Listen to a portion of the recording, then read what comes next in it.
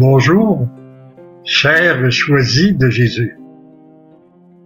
Encore aujourd'hui, je suis heureux de pouvoir prendre du temps afin que nous puissions réfléchir ensemble sur ce qui se passe présentement sur notre planète. J'ai l'intention aujourd'hui de continuer la réflexion que j'avais débutée la semaine dernière. Lors de mes conférences ou des retraites que j'ai données dans les différents voyages de mission que j'ai faits, j'aimais dire aux gens qui m'écoutaient, pour moi, ce que je vois de l'humanité, c'est comme si nous étions sur une grande frontière entre deux grandes civilisations. Il y a d'une part la civilisation du XXe siècle, celle que nous connaissons, celle que nous vivons encore aujourd'hui, qui est cette civilisation qui a voulu se construire sans Dieu. Nous avons mis toute notre confiance dans notre savoir. Cette civilisation s'est construite sur trois choses: le savoir, l'avoir, puis le pouvoir. Or, et nous avons mis toute notre confiance dans la science, ce qui est bon, c'est pas mauvais, mais on a oublié complètement Dieu. Là où nous nous sommes égarés dans cette civilisation, c'est que nous avons cru que nous étions assez savants, assez intelligents pour bâtir un monde sans Dieu. Et nous nous apercevons, déjà depuis plusieurs années, que ce monde sans Dieu éprouve beaucoup de difficultés. Ça me rappelle ce que m'avait dit la dame de la Lettonie qui m'avait accueilli. Nous, qui avons vécu 50 ans sous le régime communiste, nous savons qu'un monde sans Dieu n'a pas d'avenir. Et je lui ai répondu, vous avez une longueur d'avance sur nous. Parce que nous, au Canada, je ne vais pas parler des autres pays, je me suis limité tout simplement, nous sommes très nombreux à croire que nous pouvons construire un monde sans Dieu. Et ce monde sans Dieu a occasionné, on a vu occasionner de plus en plus de problèmes. Ça a été d'abord, ce fut, puis c'est encore, le problème de l'éclatement de nos familles, les divisions de toutes sortes. Ça a été aussi, on voit aussi de plus en plus de problèmes d'ordre psychologique au niveau même chez les enfants. On a vu le nombre aussi de suicides augmenter chez les jeunes, ce que je ne connaissais pas, moi, lorsque j'étais jeune, de penser qu'il y avait des jeunes gens qui voulaient se suicider. J'en avais jamais rencontré. Et ça s'est développé de plus en plus avec seulement cette civilisation qui a voulu se construire sans Dieu, où nous constatons que nous avons beaucoup de problèmes. Les problèmes se multiplient de toutes sortes, et c'est les conflits à travers les différentes nations, les pays, etc., etc. Et là, présentement, eh bien, nous sommes aux prises avec un virus international qui touche tout le monde et qui va sûrement permettre à beaucoup de gens de réfléchir sur les véritables valeurs.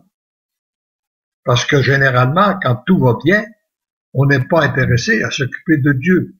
C'est souvent ce qui arrive. D'ailleurs, c'est qu'est-ce que j'ai constaté il y a déjà plusieurs années. J'avais lu la Bible d'un travers à l'autre, de la première ligne à la dernière. Ça m'a pris 3 ans, à travers d'autres lectures. Et ce qui m'a, je ne veux pas dire que je l'ai compris, mais j'ai dit au moins je l'aurais lu. Et ce qui m'a surpris dans la lecture de l'Ancien Testament, c'est de constater que quand ça allait bien, les gens faisaient ce qui déplaît à Dieu. Puis quand ils faisaient ce qui déplaît à Dieu, ça allait mal. Il y avait des problèmes. Et là, quand il y avait assez de problèmes et que ça allait assez mal, ils retournaient vers Dieu. Quand il retournait vers Dieu, ça allait bien. Et quand ça allait bien, il retournait, il faisait ce qui déplaît à Dieu. Et ça tourne comme ça, si bien que j'avais l'impression de lire toujours la même histoire, même si c'était pas avec les mêmes personnes, les mêmes noms, des personnes ou des époques différentes. Alors actuellement, on voit bien que ce monde sans Dieu, et par contre, en même temps que ça, c'est la civilisation que nous connaissons, et la civilisation, là où nous entrons de plus en plus, où nous sommes de plus en plus nombreux de gens entrés dans cette nouvelle civilisation, qui est celle de l'amour. Et là, au lieu de mettre l'accent sur l'avoir, le savoir, puis l'avoir, puis le pouvoir, c'est la dimension de l'être. C'est qu'est-ce que tu deviens, toi. Si toi, tu deviens un être d'amour, tu donnes de l'amour aux autres, tu produis partout où tu passes, tu répands de l'amour, et ça contribue à construire un monde nouveau. Cette civilisation, il y a une civilisation, alors donc, il y a une nouvelle civilisation qui se met en marche tranquillement. Et moi, il m'apparaît très clairement que chacun de nous, nous avons des choix à exercer. Nous pouvons dire non, moi, la civilisation de l'amour, ça m'intéresse pas, je continue à vivre dans la civilisation qui est celle que nous connaissons, qui est sans Dieu, et puis je continue, c'est un choix. Puis il n'y a personne qui peut vous obliger à dire oui à Dieu non plus. Parce que c'est un choix purement libre. Il n'y a personne non plus qui peut vous en empêcher. C'est parce que c'est une décision qu'on prend entre nous, chacun de nous, et notre Dieu. Et lorsqu'on lui donne notre oui, qu'on se décide pour Dieu, c'est un choix à faire, ça suppose qu'on a à donner un oui total, comme il est enseigné dans les volumes pour le bonheur des miens et choisi Jésus, les différents oui que nous devons donner et que nous devons répéter continuellement afin de vivre conforme avec cet engagement-là. Ça suppose aussi que nous avons des noms à donner parce que nous devons dire non au grand courant de pensée du monde. Nous ne pouvons pas dire oui à Dieu et vouloir vivre comme tout le monde qui veut vivre sans Dieu. Alors nous avons un choix. Et ce choix-là, parfois il est facile, puis parfois il est plus difficile. Et souvent c'est plus facile de dire oui que même que de dire non à certains courants de pensée du monde, à certaines pour être conforme avec notre oui. Mais lorsque nous donnons notre oui, il y a des grâces que le Seigneur nous accorde. Immédiatement, le Seigneur nous donne des grâces pour être capable il nous donne aussi, il vient aussi changer notre regard pour être capable de regarder les événements avec les yeux de la foi. Un peu comme je disais la semaine dernière, nous enlever comme si on était dans un hélicoptère pour regarder le monde d'un autre œil, regarder avec la foi, regarder aussi les personnes d'une autre façon. Au lieu, par exemple, si on veut devenir des êtres d'amour, ben, au lieu de critiquer les personnes qu'on rencontre ou vouloir les blâmer, on les regarde avec un œil d'amour, on prie pour eux, puis on les aime. Et c'est de cette façon-là que va se construire ce monde nouveau. Ce monde-là, il fait pas de bruit. C'est un peu comme une forêt qui pousse. Ça fait pas de bruit. On a l'impression qu'il se passe rien. Alors que quand il y a un vieil arbre dans une forêt pourri qui tombe, il fait beaucoup de dégâts, il fait beaucoup de bruit, il attire beaucoup d'attention, puis il peut faire beaucoup de dégâts. Alors que la forêt des petits arbres qui poussent, ça produit rien. On n'entend rien. Mais par contre, après un certain temps, on s'aperçoit que la forêt est beaucoup plus belle et plus belle qu'elle était. Alors c'est de la même façon ce qui se construit actuellement, la civilisation de l'amour, qui ne fait pas de bruit, mais par contre, qui se construit tranquillement, qui se construit à partir des cœurs. Et ça nous emmène dans cette réflexion-là, ça nous conduit à voir que quand on regarde l'humanité, comme je le disais la semaine dernière, moi, lorsqu'il y a déjà une réflexion que j'ai faite il y a plus de 40 ans, en regardant de quelle façon le mal se propageait dans notre monde, je me disais, il n'y a aucun mouvement humain capable de renverser ça. Parce qu'il est répandu, il y a une série de faussetés qui circulent. Souvent, c'est des sophismes, là, des choses qui apparaissent bonnes, mais qui contiennent quelque chose de mauvais à l'intérieur d'eux-mêmes, où on nous conduit dans un monde d'erreurs. Et ça, il y a, devant et avec les médias d'information, les films, tout ce qui se présente, les feuilletons, enfin, tout ce qui est présenté plutôt pour satisfaire les sens, plutôt que pour développer des valeurs spirituelles, eh bien, ça nous conduit. Il n'y a aucun mouvement capable d'arrêter ça. Seul Dieu peut le faire. Et Dieu, nous savons de quelle façon qu'il agit. Il agit à partir de la transformation des cœurs. C'est lui seul qui a le pouvoir de changer les cœurs. Et c'est pour ça, d'ailleurs, que moi, j'ai aimé dire à plusieurs fois dans des conférences, dans des occasions, pour moi, il n'y a pas de plus grande puissance au monde que Jésus Eucharistie. C'est beaucoup plus puissant que les Nations Unies, puis l'ONU, puis tous les gens qui se pensent importants sur ce monde, parce qu'aucune de ces personnes-là a le pouvoir de changer les cœurs. Mais Jésus Eucharistie a ce pouvoir-là. Et lorsqu'on prend du temps pour la prière, se nourrir de sa présence, l'adoration, tranquillement, il transforme nos cœurs. Des fois, ça va pas aussi vite qu'on l'aimerait. Parfois, ça prend plus de temps, parfois, c'est plus rapide. Ça dépend il y a différentes façons. Mais, il y a une chose sûre, c'est que ça change les cœurs. Et lorsqu'un cœur est changé, ça permet, cette personne-là n'est plus la même. Elle ne voit plus les événements de la même façon. Elle devient un peu comme disait la pensée d'hier, que je ne sais pas si vous avez lu la pensée du jour, où on nous compare à une éponge.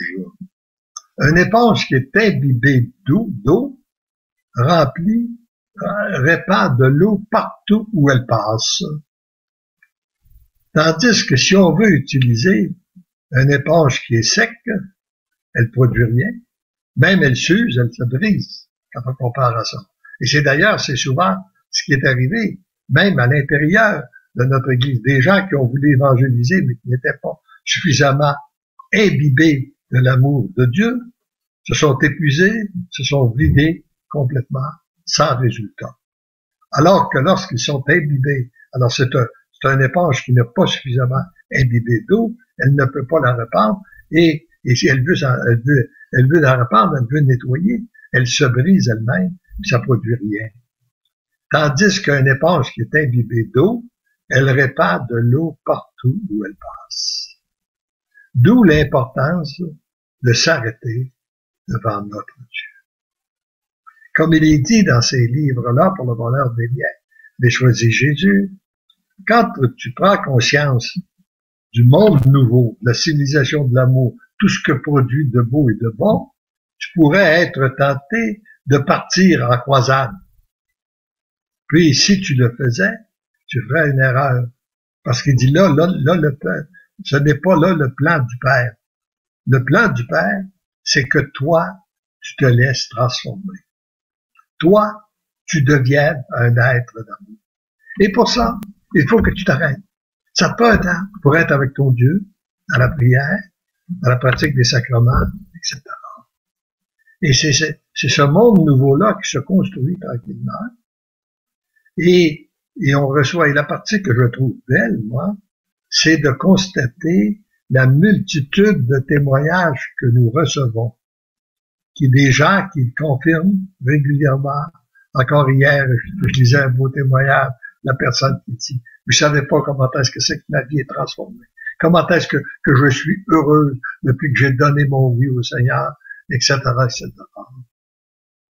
Et parce que, et souvent, beaucoup de gens hésitent parce qu'ils ont peur, ils connaissent pas le vrai Dieu, ils ont l'impression que notre Dieu est un Dieu punitif, un Dieu vengeur, ils oublient que notre Dieu est un Dieu d'amour et qu'on a tout simplement à lui donner notre oui. Il ne nous choisit pas parce que nous sommes aimables, il choisit pour nous rendre aimables. Il ne nous choisit pas parce que nous sommes puissants, il nous choisit pour passer à travers nous, pour que sa puissance passe à travers notre impuissance, nos limites, nos faiblesses, notre vulnérabilité. Et c'est ce que nous voyons de plus en plus de ce monde qui se construit à travers la mission des choisis de Jésus. Le Seigneur a beaucoup d'autres missions aussi sur la terre, là, pour construire cette civilisation-là de l'amour, parce que le temps presse que les gens se convertissent pour accueillir Jésus dans sa gloire. Parce que, rappelons-le, notre foi, elle est basée sur un Christ qui est ressuscité. Mais ce Christ ressuscité nous a promis son retour dans la gloire. Et au moment où il revient, c'est une terre nouvelle qui se construit. C'est une société nouvelle, c'est une église nouvelle, c'est un monde nouveau qui se construit. Quand je dis église nouvelle, je ne parle pas d'une église parallèle à la nôtre. Je parle de notre église telle que nous la connaissons. Actuellement, sous le pape François, nous l'appelons nouvelle parce que les cœurs sont renouvelés et que les gens vivraient de plus en plus dans la véritable dimension d'amour que Jésus est venu nous enseigner. Et c'est une grâce particulière que nous avons, que nous vivons. Oui, actuellement, le mal abonde, mais les grâces surabondent. Je le répète, le mal abonde, les grâces surabondent. Et ces grâces-là, on les reçoit dans la mesure où qu'on donne notre oui au Seigneur. Dans la mesure où qu'on s'approche de lui. Plus on est près de lui, plus on est près des saints anges, plus on est accompagné des saints anges, et moins les mauvais anges ont de l'influence sur nous. Dès qu'on s'éloigne de lui, les mauvais anges s'en approchent et nous font faire beaucoup de bêtises et d'erreurs. Alors donc, nous sommes dans une période extrêmement importante, une période de grâce très très grande, où nous sommes tous bénéficiaires. Et quand il dit que nous sommes des choisis de Jésus, bien nous sommes tous des choisis. Il s'agit de savoir si nous répondons à cette invitation-là, oui ou non. Puis, encore là, le Seigneur nous reste libre. Et comme je vais dire, même s'il nous invite à donner notre oui, j'ai tellement confiance à l'amour de Dieu que si vous répondez non, il va vous aimer quand même. Mais vous allez vous priver des grâces qu'il voudrait déverser en vous en ce moment. Et vous pouvez aussi retarder son plan d'amour. Parce que la décision de Dieu notre Père est ferme, son amour va circuler sur la terre comme au ciel. Ça fait 2000 ans qu'on lui demande, à travers la prière que Jésus nous a enseignée, le temps est arrivé. Et s'il ne peut pas passer par nous, il nous choisit pour que son amour puisse passer à travers nous pour rejoindre les autres. Si ça ne se fait pas, eh bien, il va devoir se choisir d'autres personnes et ça ne peut que retarder son plan d'amour. Et je voudrais terminer ce petit entretien avec vous et je vous invite à la dire avec moi en récitant la prière que Jésus a adressée à son Père, qu'on retrouve dans le volume numéro 1, message numéro 71, où Jésus dit à son Père, en parlant des choisis de Jésus dont nous sommes, il dit ceci: regardez comme c'est beau et que c'est plein d'espérance. Père, je te rends gloire pour le flot de grâce que tu déverses en ce moment sur tes choisis. Père, je te rends gloire de parachever ta création chez tes choisis.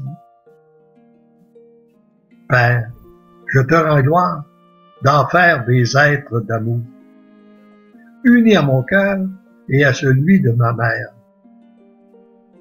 Père, je te rends gloire pour la multitude de cœurs que tu vas rejoindre à travers eux. Père, je te rends gloire pour cette Église nouvelle que tu reconstruis en ce moment.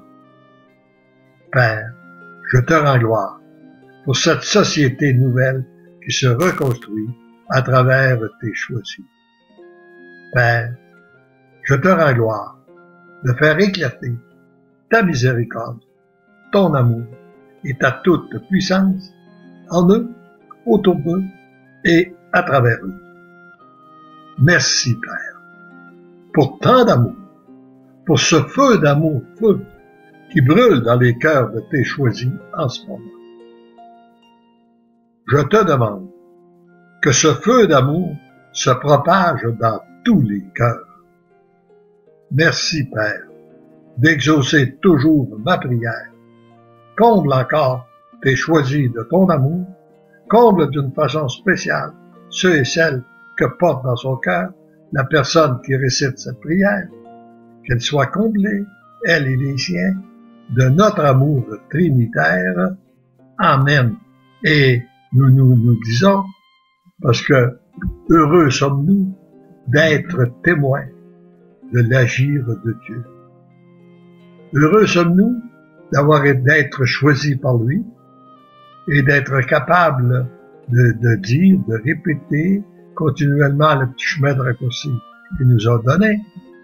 Parce que l'amour nous aime, nous devenons l'amour. Parce que l'amour nous aime, nous devenons l'amour. Parce que l'amour nous aime, nous devenons l'amour.